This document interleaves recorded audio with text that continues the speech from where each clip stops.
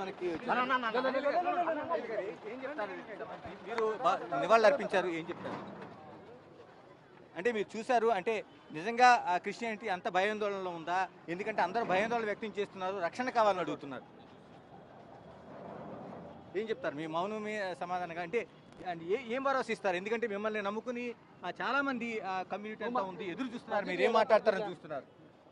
మనుషులను నమ్మడం కంటే దేవుడు నమ్మడం చాలా ఉత్తమమా. దేవుడు సాయం చేస్తాడు, న్యాయం జరుగుతుంది. దేవుడు అన్యాయస్తుడు కాదు, న్యాయం జరుగుతుంది. వద్దులేమా ఇక్కడ మీడియాలో, ఎందుకంటే నాకు కనిపించాలని. అంటే మీరు మీ మాటలకి చాలా పెద్ద ఎత్తున భరోసా ఉంది, ఒక ఆందోళన చెందుతున్నారు, మీరు చూస్తున్నారు ఎక్కడికక్కడ వాళ్ళు వీ వాంట్ జస్టిస్ అని నినాదం చేస్తున్నారు. బ్రదర్ అనిల్గా మీరు కోట్లాది మందిని ప్రభావితం చేసిన వ్యక్తి, మీ మాటకి చాలా విలువ ఉంటుంది, ఏం చెప్తారు మీరు? నా మాట కంటే చూడండి, ఇప్పుడు కుటుంబాల్లో ఇబ్బంది ఉన్నారు, చాలామంది ఇబ్బంది పడుతున్నారు, వాళ్ళ బంధుమిత్రుల్లో న్యాయం జరుగుతుందని నేను నమ్ముతున్నాను. అక్కడ ప్రభుత్వాలు కూడా వాళ్ళతో మాట్లాడాము, వాళ్ళు కూడా సహాయ సహకారం చేస్తున్నారు. They are doing it genuinely, they will do it.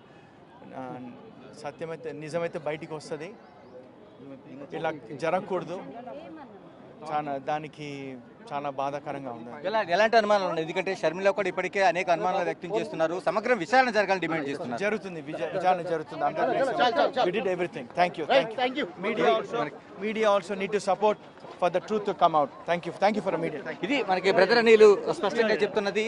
అంటే ఎక్కడైనా న్యాయం గెలుస్తుంది, ఆ న్యాయం వచ్చే వరకు ఎదురు చూడాలి.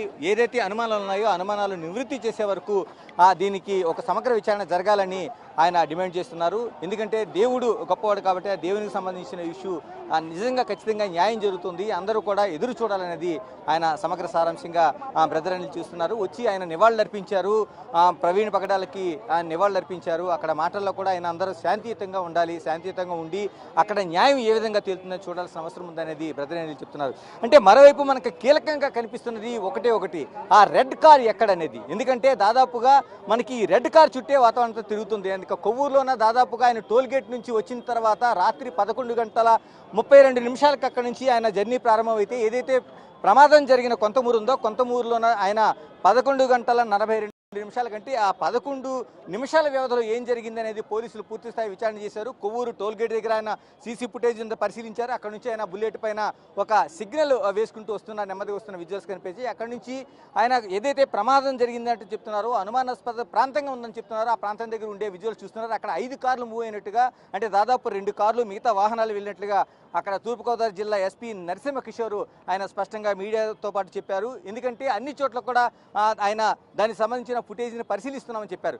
అయితే ఈ ప్రమాదం అంటే పెట్రోల్ బంక్ దగ్గర ఉన్న రెండో దాంట్లో 11:42 తీసిన ఫుటేజ్లో ఆ వాహనం పక్కకు వెళ్ళిపోయినట్టుగా కనిపిస్తుంది. తర్వాత చాలా వాహనాలు అడ్డుగా వచ్చి ఆ సీసీ కెమెరాలకి మరోవైపు అక్కడ ఒక పొగలాంటిది వాతావరణం వచ్చింది. కానీ దాని వెనక వెళ్తున్న వాహనాలకు వారు పరిశీలిస్తున్నారు. అంటే ఏదైనా హిట్ అండ్ రన్ చేసి వెళ్ళిందా, లేకపోతే ఏదైనా ఇందులో కుట్ర దాగి ఉందా? ఎందుకంటే క్రైస్తవ సంఘాలు, క్రైస్తవ సమూహాలన్నీ కూడా ఇది హత్యగానే భావిస్తున్నాయి. దాదాపు కేఏ పాలే కాదు, మిగతా అందరూ కూడా.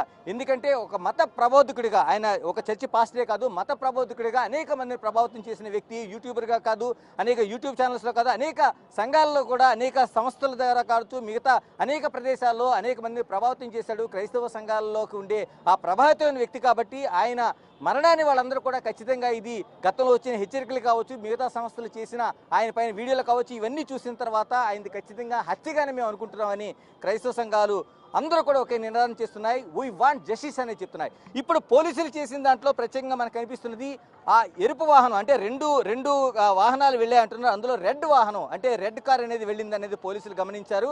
ఆ వాహనం 11:42 అక్కడి నుంచి మూవ్ అయినట్లుగా, అంటే ఏదైతే ప్రమాదం జరిగిన వెంటనే వాహనాలు మూవ్ అయ్యాయి 5 వాహనాల్లో ఒకటి రెడ్ కారు. ఈ రెడ్ కారు పైన కొంత అనుమానాలు ఉన్నాయి కాబట్టి దీన్ని కూడా సమగ్ర విచారణలో భాగంగా పోలీసులు దాని ప్రత్యేక బృందాల ద్వారా ఒక విచారణ అయితే చేస్తున్నారు. ఇప్పుడు ఈ రెడ్ కార్ ఎక్కడుంది?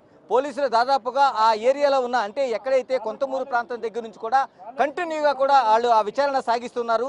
ఈ విచారణలో పూర్తిగా ఆయన 45 కిలోమీటర్ల దూరం, అంటే జగ్గంపేట నియోజకవర్గం, రాజమండ్రి పరిధి దాటిన తర్వాత కొంతమూరు దాటిన తర్వాత దాదాపు జగ్గంపేట నియోజకవర్గంలోని కిర్లంపూడి దగ్గర కృష్ణపురం అని ఉంది. ఈ కృష్ణాపురం దగ్గర ఉండే టోల్ గేట్ దగ్గర ఈ రెడ్ కార్ని గుర్తించారు. ఈ రెడ్ కార్ విజువల్స్ని గుర్తించిన తర్వాత ఇప్పుడు దీనిపైన విచారణ. ఈ రెడ్ కార్ ఎవరిది, ఎవరున్నారు ఇందులోనా, ఈ రెడ్ కార్లో ఉన్న వాళ్ళకి ఇక్కడ అదేమైనా ఉంది. ఎందుకంటే ఒక బుల్లెట్ని వెనక నుంచి ఢీ కొట్టినట్టు ఆనవాళ్ళు అయితే అంటే అక్కడ ఆ బుల్లెట్ పడిపోయిన తర్వాత ఒక ఆనవాళ్ళు కనిపిస్తున్నాయి. ఆ బంపర్కి సంబంధించిన కొంత డ్యామేజ్ జరిగినట్టుగా ఉంది. అంటే యాక్సిడెంట్ జరిగితే ముందు నుంచి జరగాలి కానీ వెనక నుంచి ఏమిటనేది ఒక ప్రశ్నలు తలెత్తున్నాయి. కాబట్టి పోలీసులు ఆ దిశగా కూడా సమగ్రంగా విచారణ చేస్తున్నారు.